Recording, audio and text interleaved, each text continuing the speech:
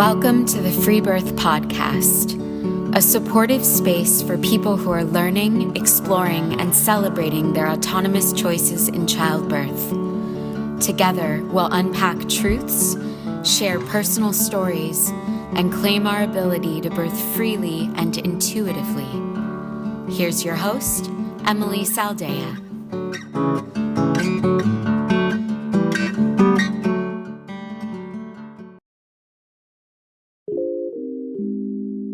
I have a very exciting announcement to make. The official Free Birth Society membership network is now live. We have abandoned mainstream social media and created our own private network, a truly safe space where women can be free to talk about pregnancy, birth, holistic mothering, and of course, radical birth work. And you don't have to be a hardcore free birther to join. This is for any woman who is curious about natural birth and natural mothering and who wants to explore any of the ideas that we touch on in this podcast in more depth.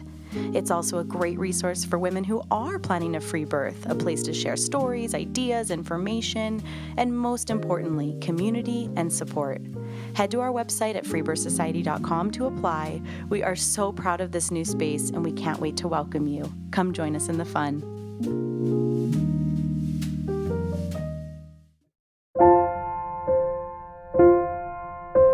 When Pheonix became pregnant with her first child, she was living in Atlanta, Georgia, and was self-admittedly still a girl. But the birth of her son launched her into a discovery of self-love and conscious living. Pheonix moved her family to Hawai'i, and pregnant with her second child, found herself homeless for many months, trying to find her new flow. Her story ends happily with a gorgeous example of ecstatic birth and authentic midwifery.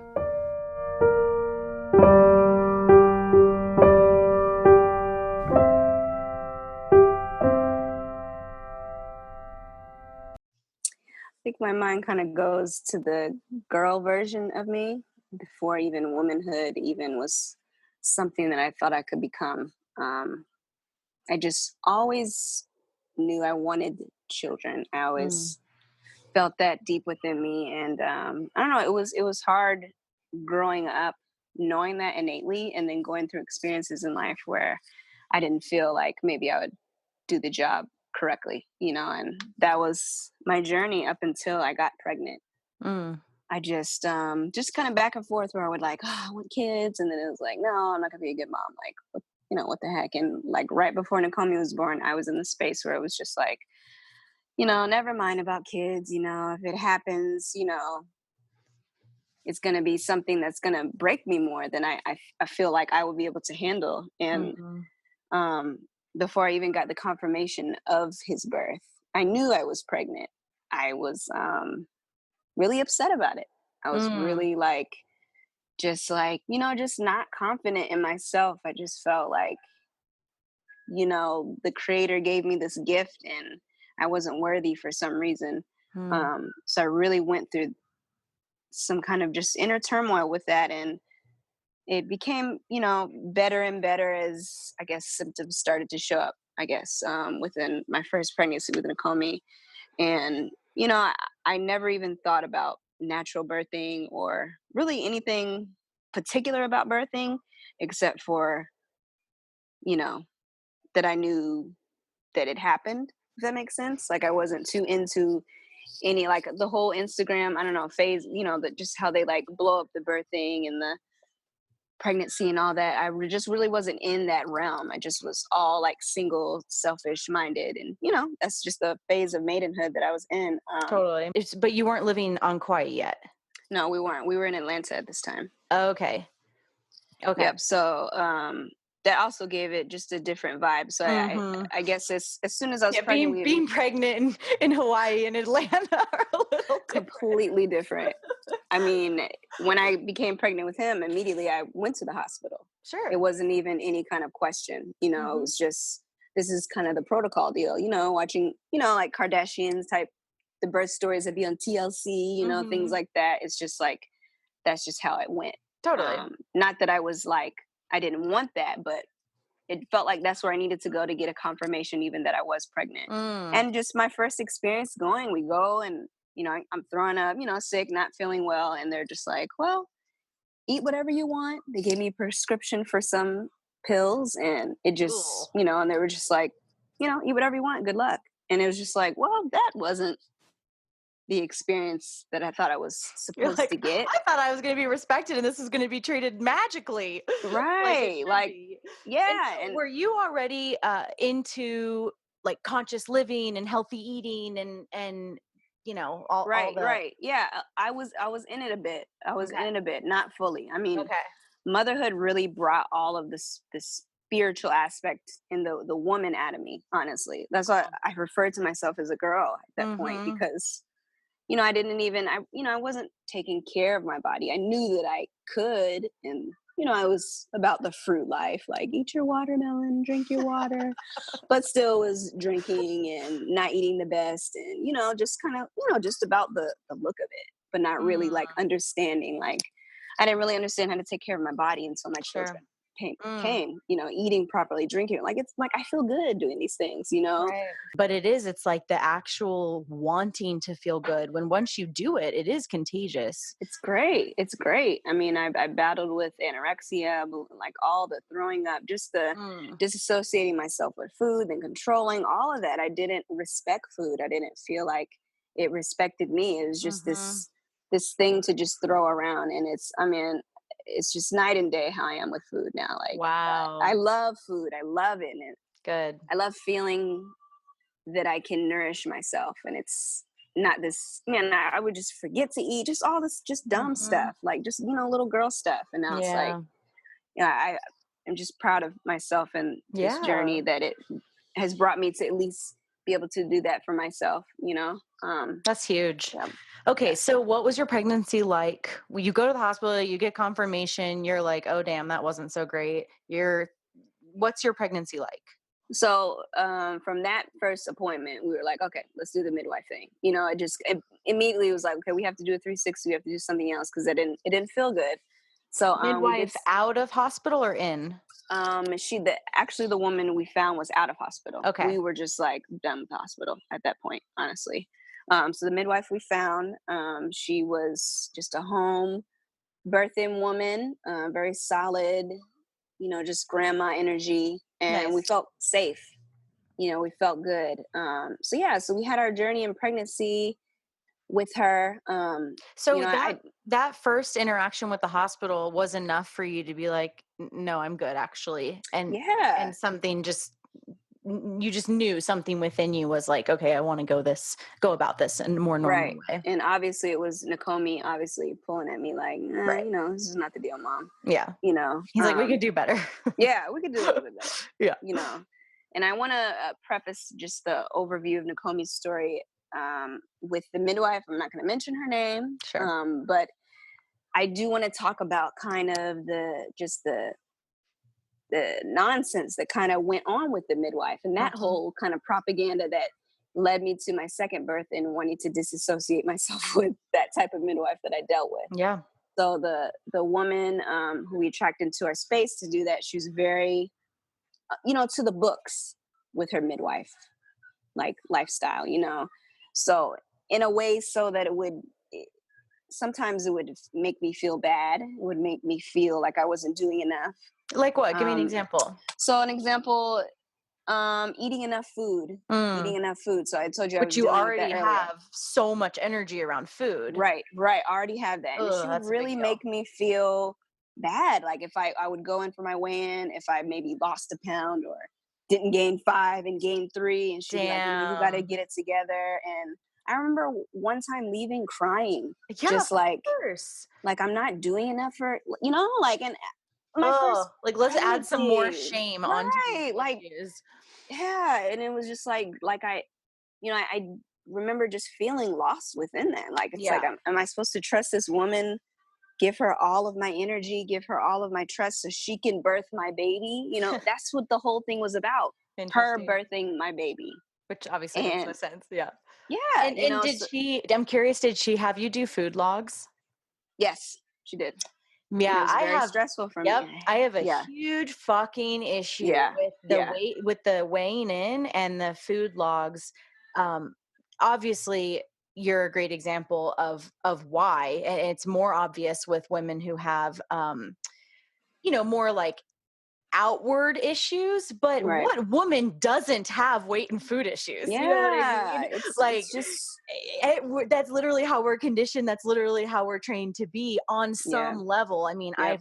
I don't know if I've ever met a woman who's just like totally doesn't care about the number on the scale or Exactly. the food and all of that. So I've seen that be so destructive and so stressful and so, um, just absolutely pulling the midwife and the woman out of what the actual point in The whole of the point of it. dynamic is. Yep. And it even on some level was her even kind of messing with me because I'm a very small woman. I'm 5'1". I'm normally like 108, 105. That's just, my deal. And I felt she's more of a heavy set woman. I felt like Mm. she was bullying me in a way. Like, you need to eat more. Like, no, no, no, no. Like, why are you like she came over to my house, looked in our pantry in the kitchen, and just was like, like I'm concerned that maybe you need to be like eating out more or la la la because we, What? cooked a lot of food from home. It was like it was That's intense. weird. Yeah. I know a So lot of midwives like that.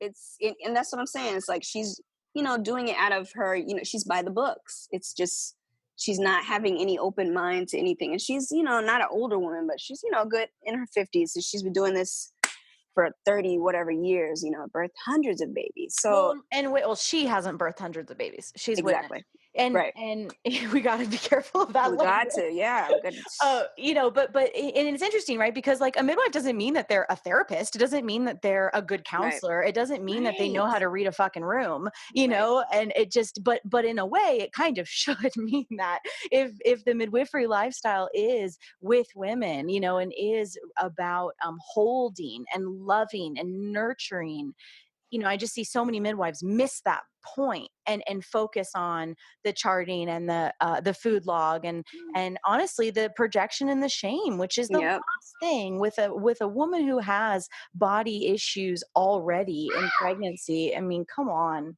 man. Yeah. Anyway, sorry. Go ahead.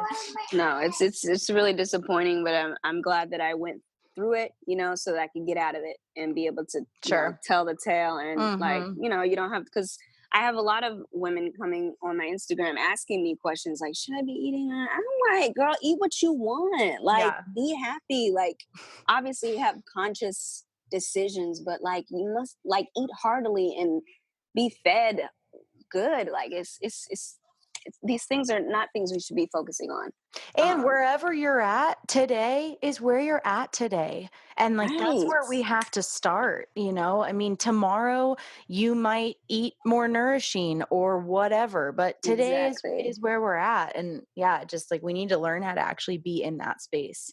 I mean, Yeah. even And it says so much that people are like that you don't know are asking you questions on Instagram, like that we yeah. need that kind of validation and to be seen so badly that it's just, oh, it's so sad. Anyway, okay, keep going. Yeah. And I even, even with the whole, and I don't want to say propaganda with veganism, but there is a little bit of, I mean, the media tells us what they want us to pour our money into, For sure. like, and I'm in full like awareness that even people who are doing this vegan lifestyle, like if you're craving meat and you're asking me, oh, did you eat a little meat? Is it okay? Like, eat the meat, Come on, girl. Like, do totally. it. Like, that Yeah, is, you have to like, regardless of whatever's the healthiest, whatever's the best. Sometimes we have to take in from the earth what we need to be able to be here. Like, we have to be grounded of into the earth. course. Like, all of it is And the stop same, asking for permission from everyone Yeah. else.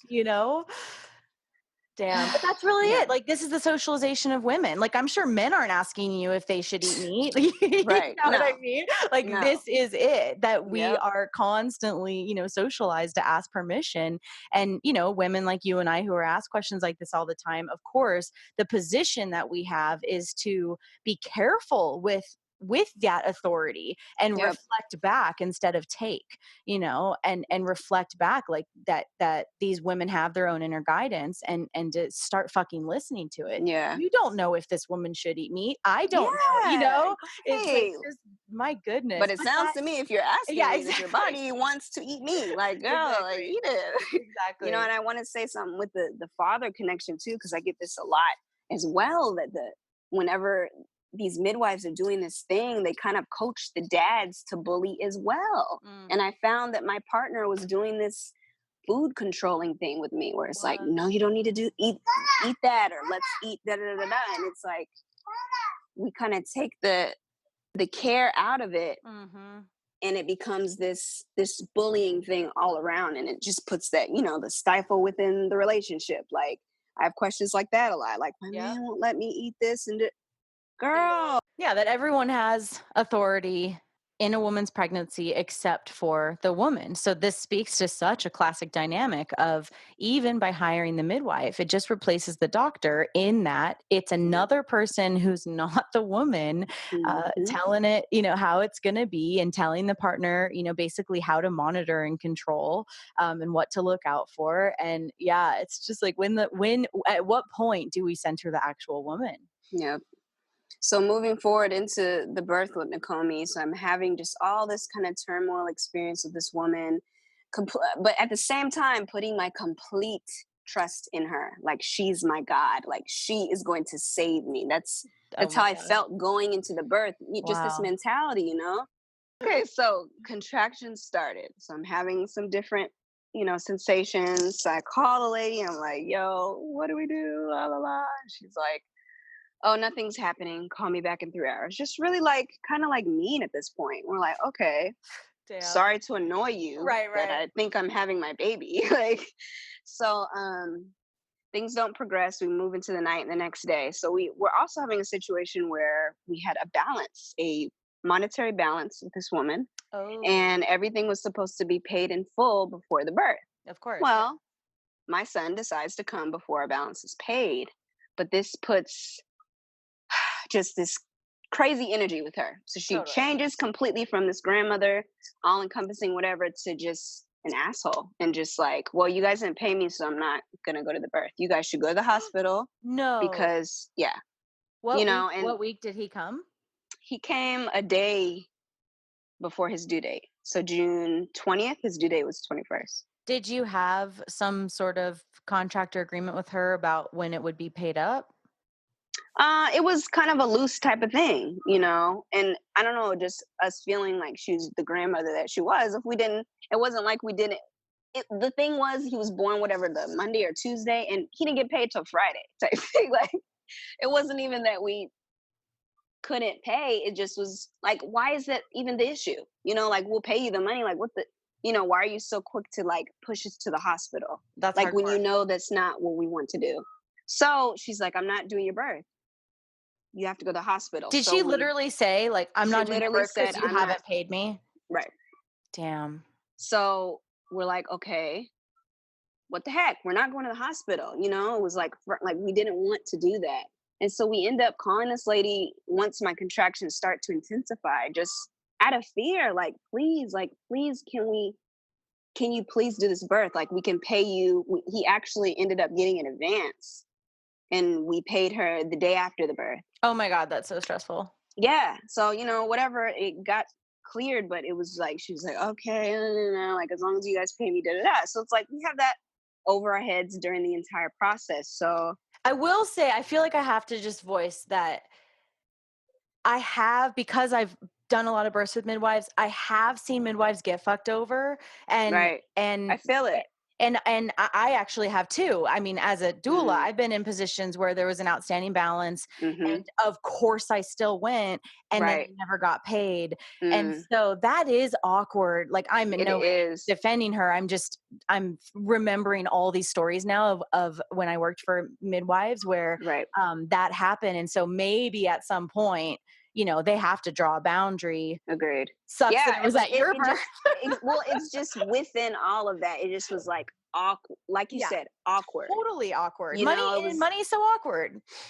yeah. So Yeah. it was just, we went in with that energy, went in with, Yeah. kind of the hands off mentality that I needed her to be there with me. My mother and my mother-in-law were there once Oh, my wow. contractions were pretty heavy, and then we called her, and she finally came over. She actually sent two other midwives that I hadn't really even met really Whoa. before to come, because she said that I wasn't ready yet. And then once she did finally get there, she was upset that she got there, because she said I wasn't far along enough for Oh her to my have been there. God. Yeah, and it was just like the energy just changed Yeah. up. So, and it felt in a way like we even were trying to please this woman. Like Right. my best friend Totally. was there. She made her a whole meal. She was cleaning up. She Totally. was down there ordering her and it was just like, hello, whose party is this? Is it the You're like midwife's rubbing party her or am feet. I like, please help me birth my baby? Like, Oh, that sucks, like, man. yeah. So, And we're honestly, it was super irresponsible of her to show up and have bad energy. Like, just don't yeah, fucking show up, right, for If real. you can't Yeah, show up clean and ready to serve and yep, be a midwife, just don't show up. yeah. Ugh. Okay, so then what happened? Yeah. So, yeah, my labor ended up being 27 hours. And just it was just this pull and tug of me Mhm. feeling like I just even just during the contractions, I remember pain. And this is different from how I remember Ayumi's birth. Like I remember pain in Nakomi's birth because I was resisting and Yeah. I was fishing for help and to Mhm. be rescued by my Mhm. mother-in-law, Antoine, everyone was great Anybody? support and anybody help Yeah. me, and once I transitioned, I stopped. That's what I do when I transition. I completely stop talking. So for some reason, this freaked her out. So another thing in Atlanta, midwifery is certain. I guess it's not really legal in some kind of way. So she also had that over her head, like you know, that whole kind of scary Fear. thing for her, that fear for Mhm. her. So at a certain point, I stopped talking and I wasn't pushing, but he was kind of crowning. So everybody just kind of freaked out and they put Mm. oxygen on me. Oh my gosh. And yeah, but I remember being fine. I was just transitioning. He was Yeah. about to come, but I didn't know that. They didn't know that. So we call the ambulance. And No. yeah, the ambulance pulls up. Antoine Oh, carries me down the stairs. I'm mute at this point. Remember, I'm like, what? about to push. He carries me out. The ambulance people meet us at the door and scream at Antoine to put me down, that Whoa. I cannot walk, I have to walk the rest of the way. So he puts me down, and I'm like 30 minutes away from giving birth to Nakomi. And I have to walk to the ambulance, climb in by myself for whatever protocol. I don't know. I get into the Weird. back. They won't let Antoine in the back with me. So I'm What? back here with this stranger by myself and I'm like pulling on No. this woman's clothes, like just eyes out. I can't speak to her and I'm just like I'm like he's coming, like I can't, and she's like calm down, he's not Oh coming. my I've God. had 3 babies before and she's Oh, just fuck really mean you. to me. Yeah. And they drive, and that's the crazy thing as well. They didn't drive like they were in an ambulance. They drove slow. Ew. They drove as if it was no emergency at all. Antoine's in the front. I'm back there, like, about to give birth. So we pull up to the hospital, and she's still being really mean to me, just like, calm down. You're not about to have this baby. So Mm. I get up, get into the room that they pull me in. They lift up my clothes, and Nakomi's basically out, and you Oh my just see the God. color drain from her face, and she's so embarrassed and like so apologetic, and they rush to get the doctors. We go in another room. It's like 10 nurses in the room, plus my No. family and everybody. And man, the pressure is on at this point. And I'm pushing, they're help, doing the whole thing. Antoine like takes off his shirt because it's freezing in the room. He stuffs the vents with his shirt. We're just like like crazy in here, just trying to like make our way. And it's just like Damn. everything is like Against trying you. against us, and it's like such a testament to Nakomi's strength and who he Mm. is now, like warrior spirit. But yeah, so everybody, I'm pushing for a while, and everyone just gets disappointed. And they're like, the baby's not coming yet. And I'm like, It's like oh, the story of your birth. hell no, Yeah. right? I'm like, Yeah. hell no, hell no. So, but what happens is everybody's attention got off of me for a minute, and it's the only point in my whole birth story where I was able to be with myself and my ancestors and to really call on the women who had done this before. And it was just like, you can do this. And I remember this woman, and she disappeared after I gave birth. I don't even know if she was real. I really feel like this was like my future self, like my guardian angel. This African woman was standing in the back, and she was looking at me, just she's like, make eye contact with me, like, you can do this. And I focused on her, gave out the biggest scream of my life and outbirthed Nakomi. And yeah, so needless to say, we were exhausted, we went to our room, we were presented with a bag of fucking candy and signing off on everything, just got out of there the next day as quickly as we could. And the midwife, she just disappeared. She didn't even stay to see me, give birth because of the legal aspect. Yeah. Did So she didn't show really up want to at be the seen. hospital at all?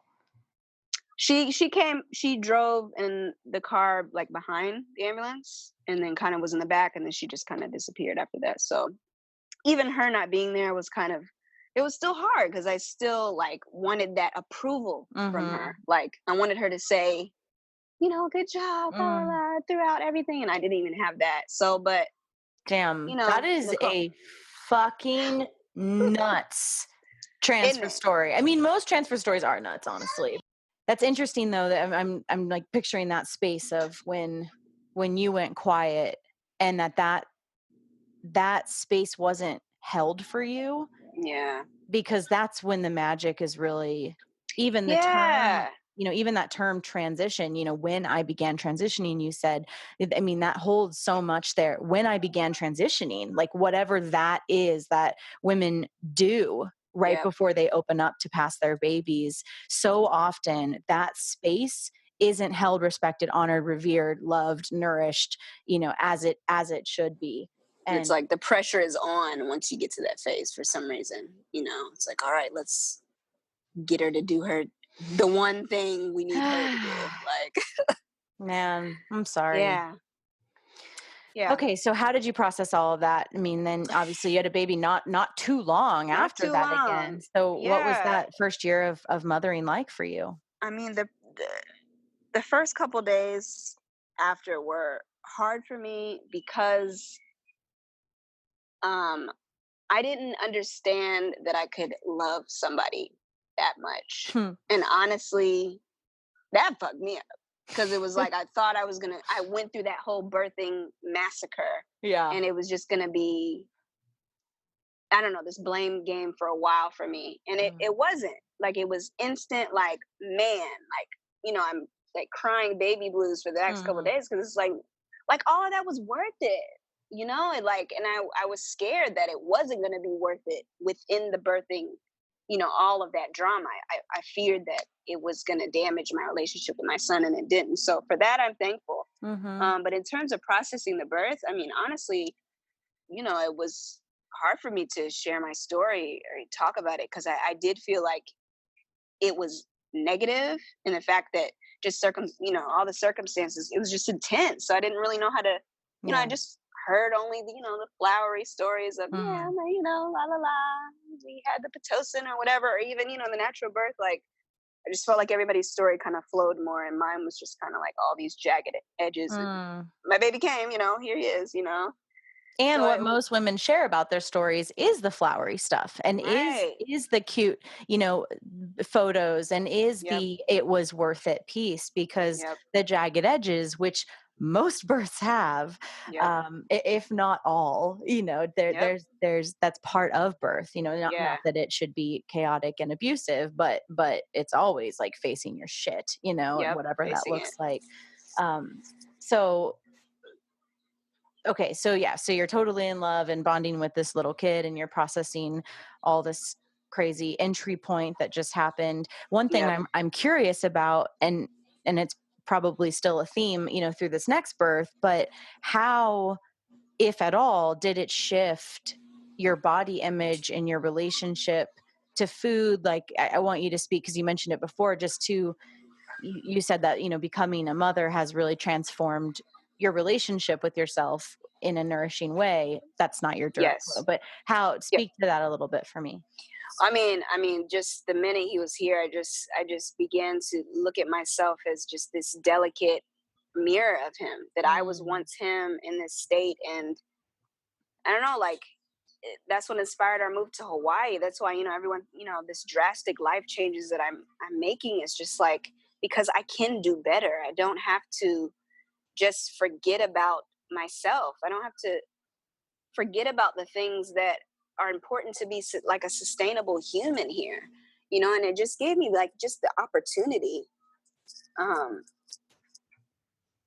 to like just look at myself in another way. Like, I don't know, with, you know, breastfeeding, you're making milk, you know, it just, the milk just is not just there, you know, you're actively creating it. So knowing that I was a participant in doing it, because I didn't understand that before, you know, I just thought that it was just a function. Breastfeeding was just something that happened, you know, not that I'm, you know, like I'm making milk. The water that I drink is filling up my breast. The food that I'm doing is filling up my breast, literally. And you know, Nakomi was always such a good eater too. So um, it just felt good that I, you know, I was bringing comfort to him, and that I could live better for myself, for him indirectly. Like, I don't know. Mm-hmm. I just never looked at myself as like a star, as important, as Hmm. significant. You know, I just, you know, I always am like, I'm just like a melting pot type of person. You know, like I like that feeling, but sometimes it takes me out of myself, in that Sure. I don't take care of myself, you know? And it's And interesting that in a culture that teaches us and treats mothers as invisible, that you found the opposite to be true. That's yeah. really beautiful, because society puts all this focus on the young maiden, and that's like our Yep. prime, and that's, Yep. we're here for the male gaze, right? And then and once Yeah. you're a woman, once you're a mother, it's like It's you all don't down the even get drain. seen anymore, and you're invisible, and no one asks about you, and blah blah blah blah blah, as we all can relate to that. And then all of a sudden, here's your story that is the completely different opposite experience, where you are seeing yourself with respect, and with some like significant visibility, uh, Yeah. in this whole new way. It's so beautiful. Yeah. And it's kind of like my thing that I preach about. Like, after Nakomi was born, I'm just like telling everybody, like, please have a child. And not even in the way like, the time and, perfect, but like, it's just that none of those things matter, because when Hmm. your baby gets here, like, it's like you don't know until you know. And Yeah. I didn't know, and now I know that this is what I've been searching for all my life. This is like that true love connection, because it's not about that person that you make, you, your lover or whoever. It's not about that. It's about the creation and the replica and the evolution of ourselves. That's the true love. All that other stuff is just to distract us from doing this, and to make us think that we're better off by ourselves, still searching, that we'll have Mm, some kind of more freedom if we don't have children. Like, I've never felt more free in my life right. since my kids have been here, Same. because I see that I have no boundaries because of Hmm. them. Like, Yeah. no one looks at me the way that my kids do, Hmm. and it's not something flowery. It's just like, I'm important to somebody in a way that I was able to like lay down my life. Like, birth is laying down your life. Like, you, at a certain point, you have to cross the barrier, like life or death. Like, let's go. Like, Hmm. yeah, we're gonna live. Yeah, And we're here ideally, now. the partner, whether it's the father of the child or not, ideally the partner is supporting that, and not in competition with, and not jealous of, and not so uncoming, particularly in hetero dynamics, where it's Yep. so common, where the male is just like struggling with this, I'm not the center anymore, and I don't get the sex, or the all of this stuff. And Yep. whatever, I was going to say I'm not trying to invalidate it, but actually I guess I am, because really, when we think of matriarchy, it's that the partner, the father, is supporting Yeah. the mother and the baby to be the most important thing, because of everything Yes. you just spoke to. Yeah. Anyway, so let's keep going. So Cool. then, so tell me about how Hawaii enters, and just like that transition into your next pregnancy, and all that. Yeah, so in Atlanta, we lived in this huge concrete loft in the middle of the city, like literally no grass around us, nothing. And like, I just felt like I couldn't interact with Nakomi the way that I wanted to there. And we just began exploring other options. He kind of dwindled off from his job because he just wanted to be with us. Like, he had to drive an hour and a half to work, and Mm, he just stopped going, honestly. And we just were just at home, just in this just full, like just so in love and so inspired. And yeah, we sold our things. We came to Hawaii with $250 and was just like, I don't know why we're here. And were you But here already we are. pregnant? Nope, I wasn't Okay. pregnant. Okay. Nakomi was about 6-7 months when we transitioned Oh, here. okay. And Yep. why did you choose Kauai specifically? Kauai specifically, so it's the Garden Island. This is the most off-grid type of living, and that's what we were aiming for. We were like, let's just camp, let's just be in the earth, you know. Needless to say, it's not really exactly the lifestyle that we want to pursue, but it was a great experience to be able to kind of brush off the matrix type living and to be able to redefine, you know, what we're grateful for, what we need, how we use our things, because it wasn't enough for me to be like, okay, don't leave your faucet running, only wash, you know, that wasn't enough for me. I needed to see why I needed to appreciate water. And now it's like, those things are second nature to me because I did have that experience here. But yeah, so Damn, so you really dove in. yeah, we just, you know, did our best, and you know, it was hard. It's been a struggle. We've been here about 2.5 years. It's been a struggle for 2 years up until just the last few months. And I'm super blessed and thankful for the journey. But yeah, Ayumi started to rather early call me. We got here in February. I started feeling pregnant around March, and I kind of was bleeding in February. Thought it was my period, but it didn't. I bled for like 2 weeks and then just stopped. I ended up getting pregnant with her in, I guess, April, May-ish. So he's how old at that point? Nakomi was about 9 months, about the age she is now. Yeah, so they're 18 months apart. Hopefully, I got that math right. Nobody quote me, but so yeah, I just started feeling pregnant before I actually was, because her spirit was just wanting to be here. And interesting. It wasn't that I didn't have any intentions of having another baby so soon, but it didn't feel right to like push away the spirit and say like, no, not right now. Now that's how I feel. Like every once in a while I get a little baby fear. I'm like, oh my God, no. Let's have a break now. But no, I was ready, you know. So I pregnant again.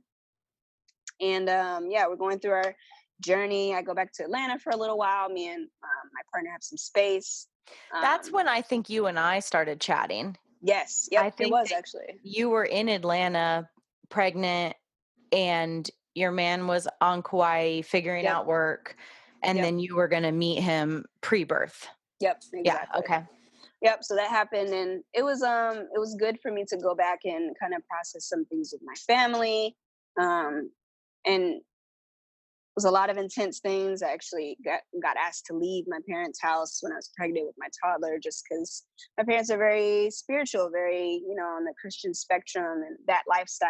And, you know, I'm not married. Here I am with my toddler. I'm coming back home. Like, I'm pregnant again. And then, you know, I stayed there for a few weeks and they asked me to leave and go to a homeless shelter and just like so.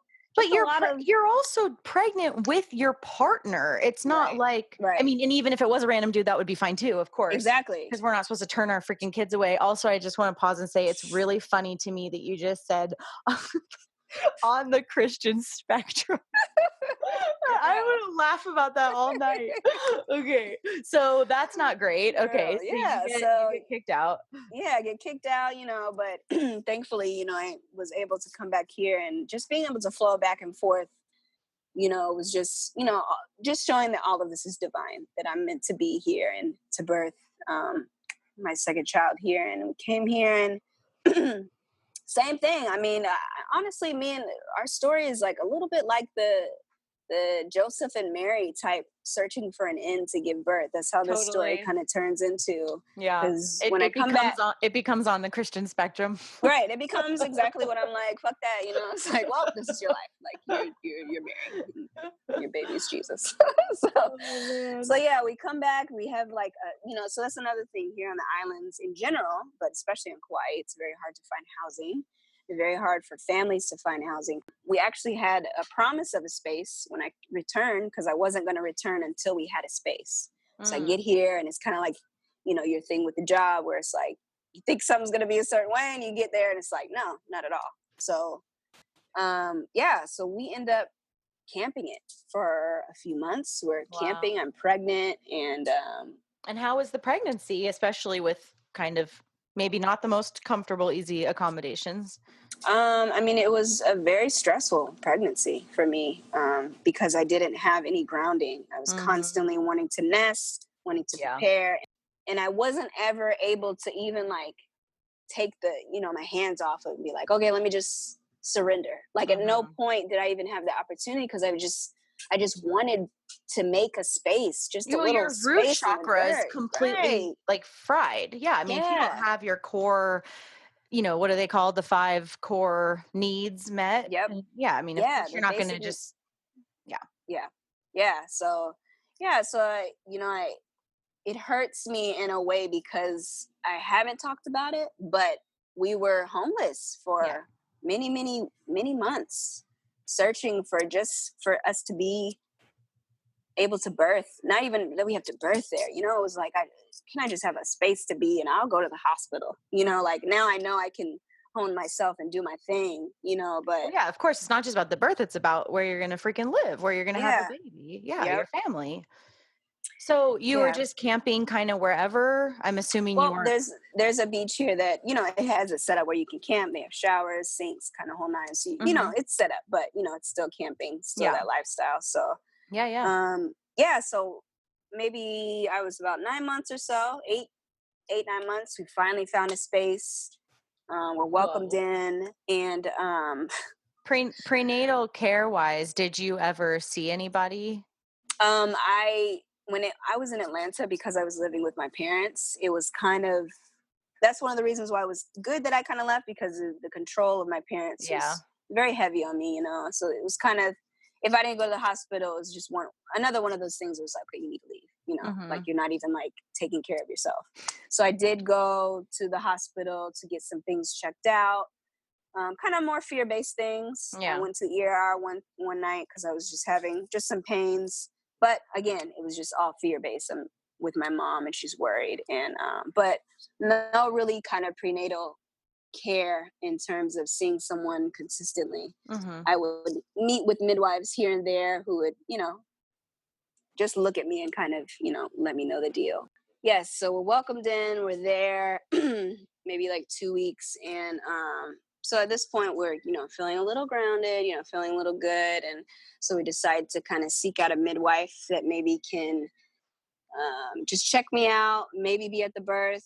Because, at this point, we're doing it unassisted. I've been listening to your podcast, just getting so inspired by all the women who are like, they don't, it's not even that you don't need the help. It's just the awareness that if you don't have help, you'll be good.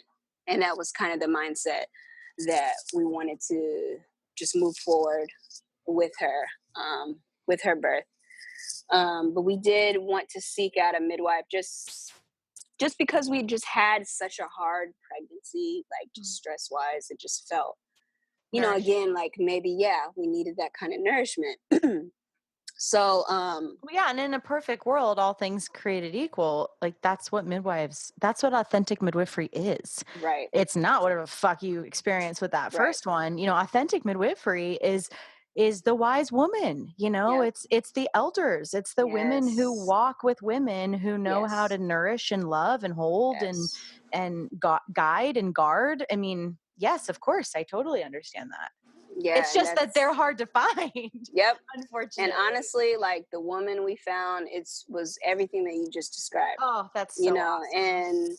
And so we find this woman. I only speak to her on the phone, and she's like, let's do it. I told her I don't really want you in the room. I don't want you to touch me. I don't even want you to talk to me if I don't want you to. I just want you to kind of be available in case I need your support. And she was down. She was like, cool. Yeah. Like that's my thing anyways. Nice. Man. And I just love this woman. But so my water breaks. So my water breaks. I like cleaning crazy the night before. My water breaks. I wake up and so I'm like, oh yeah, like here it is. It's time. So he goes back to sleep. And I'm kind of up all night, just dancing with the moon, kind of just feeling it. no pain, but something's brewing. You know, I'm feeling my hormones shift. I'm just feeling the change, and I'm just like so like ready. Like I Mm-hmm. can like attest it to like a warrior about to go into battle. Just Hell like yeah. knowing like you're just about to win. Like you already done this battle before, so it's like come on, like bring it on. You know, like I was ready. So the next morning, Antoine gets up and goes and tells the woman who we're staying with on her property that I'm in labor. And crazy, her dad dies that morning, Oh and my she gosh. asks us to leave. She asks us to pack our things and leave. And she said that if we weren't gone within 4 hours, that she was going to check to make sure we were gone. So I don't even know why these things are happening. Like I said, this is like Joseph and Mary, like literally. I'm crying. We're packing up our things. I'm Who like, does that? I don't know, bro. And I don't know what like the karma these people are attracting, but like this is the experience. Like obviously we weren't supposed to be there, you know, and I'm we feeling had so to bad immediately.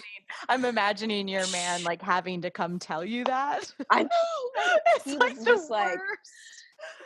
and Oh, he kind of had this smile on his face because it was just so crazy. He was right. like, He's "You're like, not gonna okay, fucking so believe this." Like, touch of bad news here.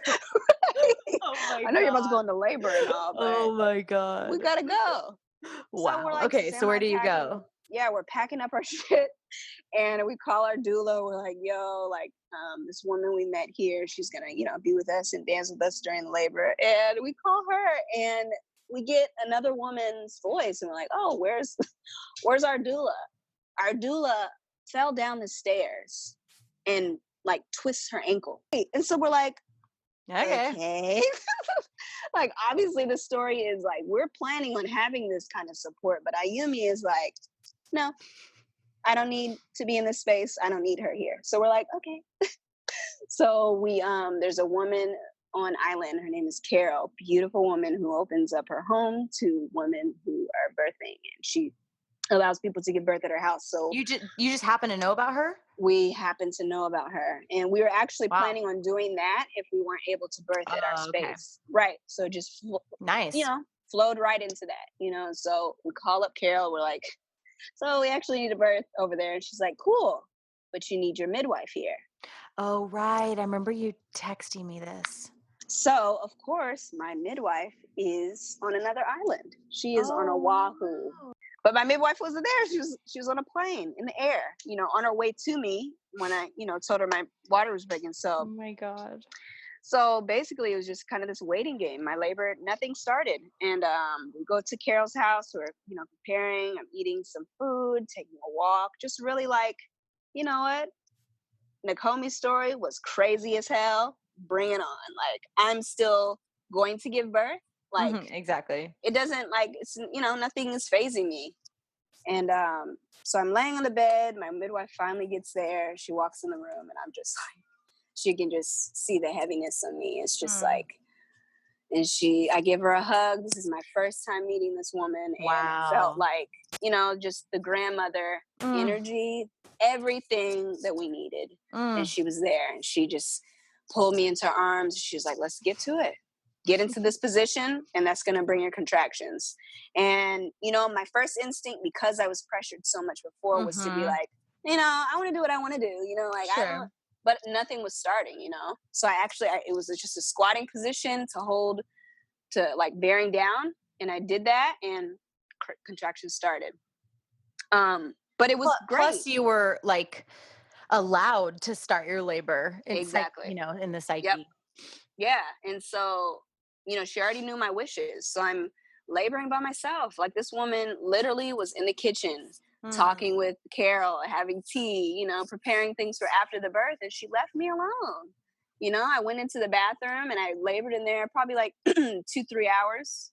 Antoine would come in every once in a while, tell me I was doing a great job, and he was supporting, you know, doing that whole thing, the whole dance. And it was only 4 hours that I was in Okay. active labor. Yeah. Wow. I was like in Did there and out of there. Like, did Carol and this midwife previously had they known each other? Yes, they're aware of each other. Yep. Okay. Yeah. So they Interesting. had and I remember when I was transitioning in, and I remember I started crying, and I was like, I can't, I'm tired, I'm gonna go to sleep. And my midwife, she's like, well, that means the baby's about to come. Yeah. Just as, matter of fact. But it was like Mhm. just confirmation. It wasn't like, oh, let me help you, let me Mm. massage you. Like she was like, no, that's cool.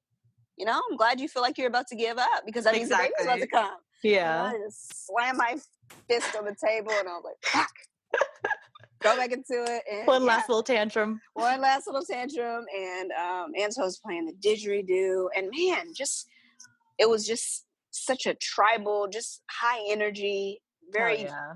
musical. And I just felt so powerful. She said at a certain point, I was like panting like a panther. Like Mhm.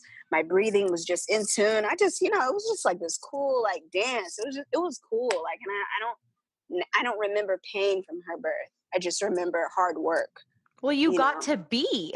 Yeah. You got Yep. to dance. You got Yep. to do the birth dance. It is very Yep. tribal. It is Yeah. very it's wild as fuck. But if Yes. there's people observing you in a way where you're feeling self-conscious, or if there's worry or those furrowed brows or Yep. people assessing, you don't get to do it. Yep.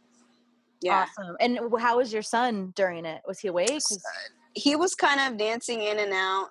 He went to sleep once I was really into it. Mhm. And he actually, as soon as Ayumi came into this sphere, as soon as she was born, Nakomi woke up. Nice. And it was kind of I don't want to say traumatic, but it was a little scary for him because he was in another room by himself asleep. So he kind of woke up, To a with lot. all that energy, and Yeah. nobody was in there with him. So Yeah. we brought him in here, and he was crying, and we were Yeah. so.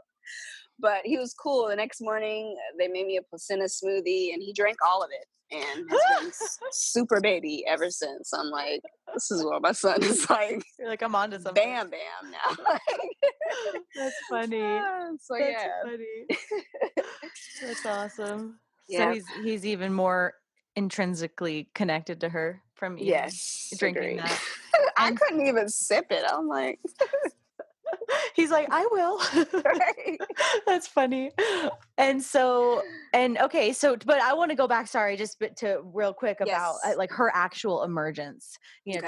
Tell me about that. What did that look like, feel like, her actually coming out of your body and the placenta, and take me back there. So a good friend of mine was there, Lita. She was just holding space. She was, she just came to bring me coconut water and asked if I needed anything else, and she ended up being our like just being there, holding space for us. So I was holding on to Antoine in a crouch position, just all my weight holding onto his neck, and I was on the bed, crouched down, just pulling, bearing down. It feels really good to me to kind of just ground into birth. I don't like water. I can't do none of that shit when I'm birthing. Like I have to like stomp and shit. So, and she was right next to my ear, and it was I'm, pushing, um, just the struggle of that push, just the powerful, entrance that's about to be. And she whispers in my ear, Jordan, I call, on your, what did she say? Man, on your your avatar self. I'm speaking to your avatar self, like wake up, kind of thing. And I remember it was like this, just this animalistic like perk. That's And cool. then I was able to like fully just bring her through, and I Wow. birthed, and she birthed into like she was like in this ball. The cords were wrapped all around her. Like it was interesting. She was like a little Rubik's cube, and at first it was like we were all like, okay. And did she So it just was plop like, out onto the bed? yeah, she just plopped out on the bed, and they just, the midwife looked, we all, took her in for a moment, and then she's like, okay, let's take the cords off. She gently unwound her, and she kind of gave a little squeak, immediately started nursing, and I went to sleep. Perfect. Aww. Sleep after birth is like, oh my God, Mm-hmm. it So is how did the you best. feel in the coming days and weeks?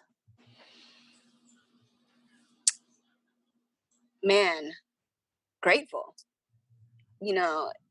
it's something about not having the things that you think that you need and being able to survive without it. That's just brings on that gratitude and that Mhm. compassion for everyone else who is able to birth with the way that you think that you're supposed to birth, and just how, sometimes those things, it's good to just have inspiration from it and not, you don't always have to mimic those things. I found Mm. myself in preparing with both of their births, sometimes just getting in that, oh, well, so and so did this, like so and so did that. Like, I feel like a lot of women kind of, the water birth thing is kind of like this kind of, like the popular thing to do. But it's Mhm. like, it doesn't always help. Like, I like to tell mothers, like, just be open to explore other things. Like, be open to not rely on what you have planned. Totally. I Because mean, it's sometimes one what you don't have, thing, and that's true yep, in life, right? Like, it's yep, one thing to say, I'm attracted to the idea of water birth. And so I could see myself wanting that as a tool, but that's not what I hear most women say. Most women say, I'm going to have a water birth. And I'm like, oh, honey, yes, you have no idea what you're going to right, have, right, right. You just and don't it's know. just, Yeah, if you have just another plan, like, there's yep, exactly like you're saying, there's a deeper layer under there to play with. yeah, yeah, it is, and it's cool if everything works out the way you planned it. That's cool. But Totally. just know that it usually doesn't play out like that. Right. And that's okay. And so and we'll wrap up here, but how does it feel in your body? And just, I want to go back to kind of where we started the conversation Cool. about, um, just this transformation you've made as a woman through or because of motherhood, kind of bring that back home for me if you can. I mean, I really have found my own feminine aspect that I've really been like pushing down since childhood, since I can remember. I just Wow. never wanted to be a woman in this sense that I felt like at a certain point all of my girlness, all of the things that I treasured was gonna not be important when I became a mother. That's what I grew up thinking, like that I was just gonna lose all of this. And I is that same holding on type thing. I was holding on to this maidenhood, like it was the only thing that I was gonna have before I was gonna fall into the trap of motherhood. And like, I'm so glad I fell for the trap, man, because it's like, like it's important to know that you are worth it. You can do it. Like, you're good enough to be someone's mother, to create and to do what you can do on this earth. Like, it's something that, it's just the interesting programming that they push Mhm. us away from having this experience, like that you're, Mhm. it's just, and I'm just so like, even, within my pregnancy, I even dressed like girlier, and I never even, experienced that before. I never wanted to be like girly or feminine, and having a girl now, it's like, man, like I just want to, I can't wait to like it, and not just the girly things. It's just being able to be this girl, this childlike mentality, this Mhm.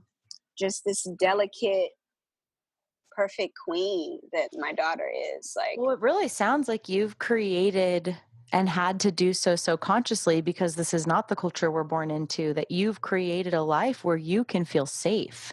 And in that safety, femininity becomes authentic and safe. And you don't have to like fight, yeah, but it sounds like you've really consciously chosen and created a life for yourself where you can feel safe and where you can root um, into this transformation that was calling you. And that's really calling all women, not necessarily yes, motherhood. I don't think all women need to be mothers by any right, means, but the safety that happens, um, when you create, a conscious life, and when you're in an awesome partnership, and when you live in community, that aren't, kicking you out, or, yeah, all, I mean, just so much that you've left yeah, behind and recreated. It makes total sense to me that you would not only have this transformation, but be exploring your femininity and be, yes, embracing these pieces that otherwise, like in mainstream culture, is actually not fucking safe to do, no, it's you not, know? That's awesome. It's a lot of yeah, like desocialization and recreation of yeah, yourself. And That's why I said motherhood just brought on this whole spiritual aspect that I didn't Mm-hmm. even know was a part of me. Because, and growing up with the Christian aspect, all of that, I was trying to like throw all that in it, Mm-hmm.